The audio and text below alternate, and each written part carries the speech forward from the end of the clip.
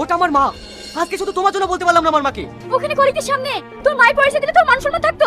তোর মান সম্মানটা আমি রক্ষা করেছি, এটা আমার অপরাধ হয়ে গেছে তাই না? হ্যাঁ তোমার অপরাধ হয়েছে। তুমি দাঁড়াও, আমি দেখছি কে এসছে। দাদা, আপনার একটা চিঠি আছে। চিঠি?